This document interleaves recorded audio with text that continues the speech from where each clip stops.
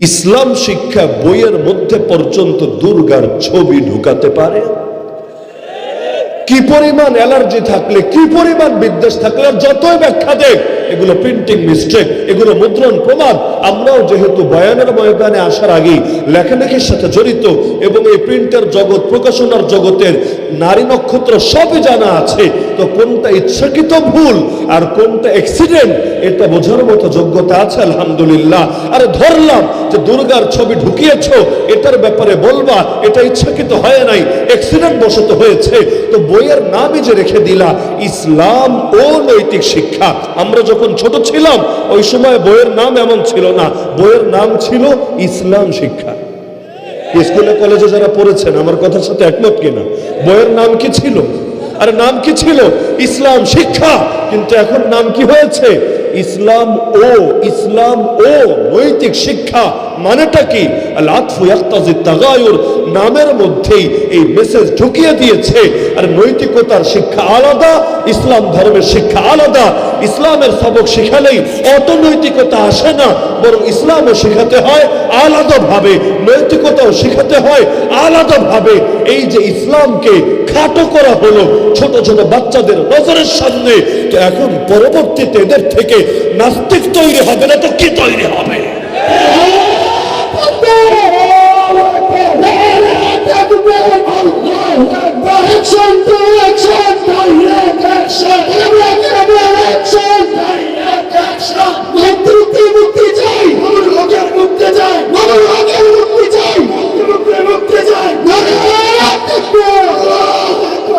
এমনকি শুধু এই বইয়ের না, অন্যান্য বইগুলো আমি নিজে দেখেছি। ইসলাম ও নৈতিক শিক্ষা এক বইয়ের নাম, হিন্দু ধর্ম ও নৈতিক শিক্ষা আর এক বইয়ের নাম, খ্রিস্ট ধর্ম ও নৈতিক শিক্ষা আর এক বইয়ের নাম, বৌদ্ধ ধর্ম ও নৈতিক শিক্ষা আর এক বইয়ের নাম। মানে কি? মানে হলো নৈতিকতার শিক্ষা ভিন্ন, ধর্মের শিক্ষা ভিন্ন। তুমি যেই ধর্মের অনুসারী হও না কেন, যদি তুমি নৈতিক শিক্ষায় শিক্ষিত হও তবেই তুমি খাঁটি শিক্ষিত। এজন্য মুসলমান হওয়া জরুরি না, যে কোনো ধর্ম মেনেই তুমি নৈতিক এবং নীতি সম্বলিত হতে পারো। একটাবার চিন্তা করে, কেউ যদি রাষ্ট্রের মধ্যে থেকে রাষ্ট্রের আইন কানুন না মানে, রাষ্ট্র কি তাকে ভালো চোখে দেখবে না খারাপ চোখে দেখবে? এমনকি এই জাতীয় রাষ্ট্রদ্রোহী যারা বা রাজাকার যারা, এদের পক্ষে যদি কেউ কথা বলে, পক্ষে, ওদেরকে লোকে কি সবুজ কার্ড দেখাবে নাকি লাল কার্ড দেখাবে? তো এই জমিনের সৃষ্টিকর্তা কে? সৃষ্টিকর্তা তো একজনই, নাকি আর কেউ আছে? হাল মিন খালিকিন গায়রুল্লাহ? কোরআনে প্রশ্ন ছুড়ে দিয়েছে, আরে আল্লাহ ছাড়া আর কোনো খালেক আছে নাকি? জবাব তো এটাই, আরে একমাত্র আল্লাহই সৃষ্টিকর্তা, একমাত্র আল্লাহই জীবনদাতা, একমাত্র আল্লাহই পরিচালক। আল্লাহু লা ইলাহা ইল্লাহু আল হাইয়ুল কাইয়ুম। আরে আমার আল্লাহ ছাড়া দ্বিতীয় কোনো মাবুদ নাই, দ্বিতীয় কোনো ইলাহ নাই, তিনিই চিরঞ্জীব, তিনি সবকিছু নিয়ন্ত্রণ করেন, দ্বিতীয় কোনো নিয়ন্ত্রণ কর্তা কেউ নাই। হ্যাঁ, এখন দুনিয়ার বুকে কেউ দাবি করতে পারে, কারো ব্যাপারে দাবি করতে পারে। যেমন নবী ইব্রাহিম তাগুত নমরুদের সামনে যখন বলেছিলেন রব্বি আল্লাযী ইহয়ী ওয়া ইউমীত, আমার রব তিনি যিনি জীবন দেন, যিনি মরণ দেন, তখন নমরুদ দাবি করেছিল, আরে এটাই যদি রবের গুণ হয়, আমি তো রব, নাউযুবিল্লাহ, কারণ আনা উহয়ী ওয়া উমীত, আমি জীবন দেই, আমি মরণ দেই। এই যুগের অনেক ভণ্ড দাবি করতে পারে, আরে অমুক খাজা বাবাই সন্তান দেয়, অমুক দেব দেবী মেঘ দেয়, বৃষ্টি দেয়, দাবি তো করতে পারে। কিন্তু যদি নবী ইব্রাহিমের মতো যুক্তি ছুড়ে দেওয়া হয়, ঠিক আছে বুঝলাম জীবন তুমি দাও, মরণ তুমি দাও, ভালো কথা, সূর্যটা পারলে একবার পশ্চিম দিক থেকে উঠাও দেখি, ফাতি বিহা মিনাল মাগরিব আল আমরু লা ইয়াক্তাজি তাকরার, বেশি লাগবে না, মাত্র একবার খালি পশ্চিম দিক থেকে সূর্য ওঠাও দেখি। এখন সূর্য তো আর জেলখানার আসামি না যে ডেকে এনে ভালো মতো রিমান্ডে বানাবে, এরপর মাইটে সহ্য করতে না পেরে সূর্য বলবে স্যার আর মাইরেন না, কোন দিক দিয়ে উড়ুন লাগবো খালি কয়ে দেন না, পূর্ব পশ্চিম উত্তর দক্ষিণ কোনো ব্যাপার না, যেদিক দিয়ে বলবেন ফাল মাইর ওদিক দিয়ে উঠে যাব, মাস্তানি তো আর সূর্যের সঙ্গে চলে না। তো এরকম যুক্তি সামনে আনলে তখন আর দুনিয়ার কোনো ভণ্ডামি থাকে না। তো আল্লাহ যদি একমাত্র সৃষ্টিকর্তা হন, একমাত্র জীবনদাতা হন, একমাত্র মৃত্যুদাতা হন, এমনকি অন্তিম পরিণতিও যদি একজনের কাছেই হয়, কারণ এটা কখনোই সম্ভব না আপনি বলবেন প্রত্যেকে তার স্ব ধর্ম বিশ্বাস অনুসারে জান্নাতে যাবে বা জাহান্নামে যাবে, স্বর্গে যাবে অথবা নরকে যাবে। এই কথা সম্ভব না। কেন? কারণ আমার রব জান্নাতও বানিয়েছেন, আমার রব জাহান্নামও বানিয়েছেন। জান্নাত মুমিনদেরকে দিবেন, জাহান্নাম কাফেরদেরকে দিবেন, এটা স্পষ্টভাবে জানিয়ে দিয়েছেন। তো এখন আপনার আকীদা অনুসারে আল্লাহ মুমিনকে দিলেন জান্নাত, কাফেরকে দিলেন জাহান্নাম।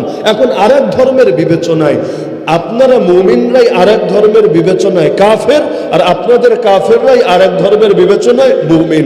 তা আল্লাহ যারা দিতে চায় জান্নাতে, এখন আরেক ভগবান, আরেক ঈশ্বর, আরেক গড, আরেক প্রভু, তারা এসে নিতে চাইবে জাহান্নামে।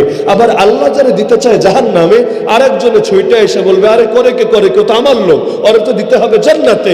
ব্যাস, এখন তো খেলা চলে যাবে অন্যদিকে। লাউ কানা ফীহিমা আলিহাতুন ইল্লাল্লাহ লাফাসাদাতা, আসমানে আর জমিনে এক আল্লাহ ছাড়া দ্বিতীয় কোনো ইলাহ বা মাহবুদ যদি থাকতো, না আসমান থাকতো, না জমিন থাকতো, না জান্নাত থাকতো, না জাহান্নাম থাকতো। কারণ দুনিয়ায় মানুষে মানুষে মারামারি হলে খবর হয়ে যায়। এই যে নির্বাচনের সময় মাহফিলে আসতেও ঝামেলা হয়ে যায়, কারণ কখন যে কোন জায়গায় মারপিট শুরু হয়ে যায়। ইতিমধ্যে আমার কয়েক জায়গায় পড়া শেষ, এক জায়গায় তো সেই রকম মারপিট। এখন এই দল মারে ওই দল, ওই দল মারে এই দলরে, মাঝখানে মোটরসাইকেল টোটরসাইকেল সব নিজেরা নিজেদেরটা ফেলেই লাঠি সোটা নিয়ে, রড নিয়ে, ঢিল নিয়ে নেমে পড়েছে। মাঝখানে তো চিপায় পড়ে গেছি আমরা। আরে এখন এই দলের মাইরও খাওয়া লাগবে, ওই দলের মাইরও খাওয়া লাগবে। তো চোখ বন্ধ করে রিস্ক নিয়ে তখন বেরিয়ে যেতে হয় এমন সিচুয়েশন থেকে। তো দুনিয়ায় মারপিট লাগলেই খবর হয়ে যায়। এখন যদি রবে রবে মারপিট লাগে, কোনো কিছু কি আর আস্ত থাকবে? আরে থাকবে নাকি? তো এটা তো কোনোদিনও সম্ভব না। যে কোনো ধর্ম মেনে নিলেই নৈতিকতা বজায় থাকবে। তাহলে আগামীতে কাদিয়ানীরা বলবে আমাদেরও নৈতিকতা আছে, নাস্তিকরা বলবে আমাদেরও নৈতিকতা আছে। তো নৈতিকতা আবার কোন হালুয়া, যেটা আলাদা একটা চিজ, যেটার জন্য ধর্ম লাগে না।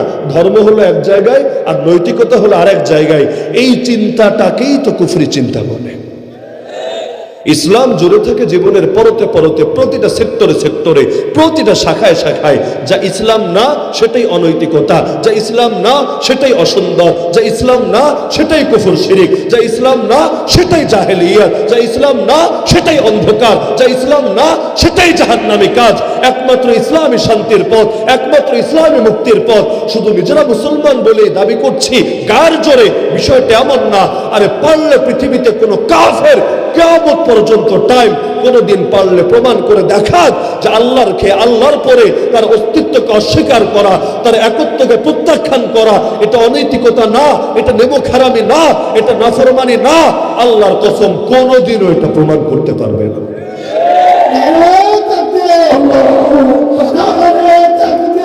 আল্লাহু আকবার।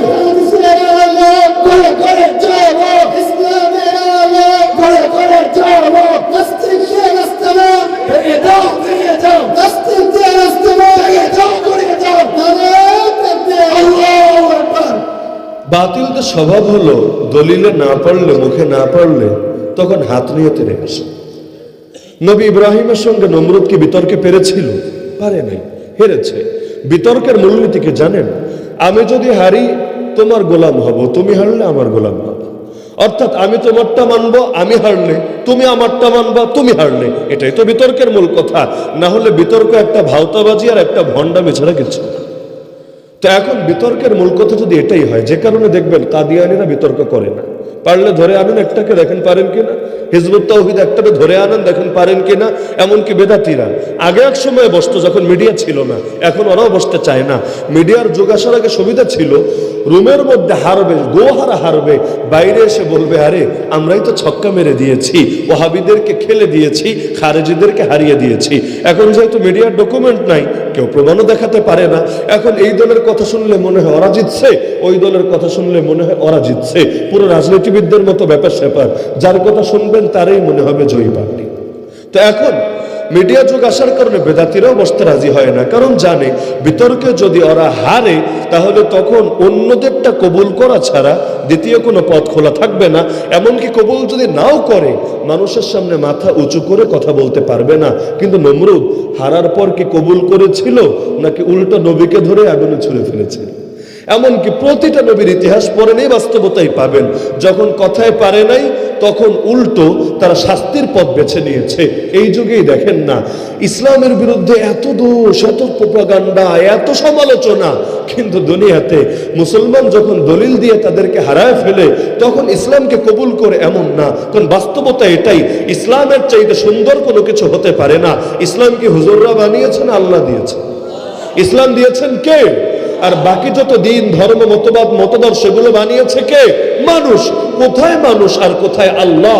আল্লাহর বান্দার মধ্যে যেমন তুলনা চলে না, আল্লাহর দেওয়া দিন আর বান্দার বানানো মতবাদের মধ্যেও তুলনা চলতে পারে না।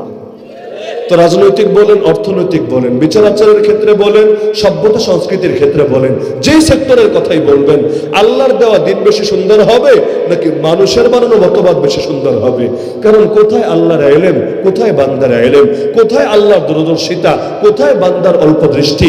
বান্দার সামনে ভবিষ্যৎ অস্পষ্ট আর আল্লাহর সামনে অতীত, বর্তমান, ভবিষ্যৎ সব একই রকম ক্লিয়ার।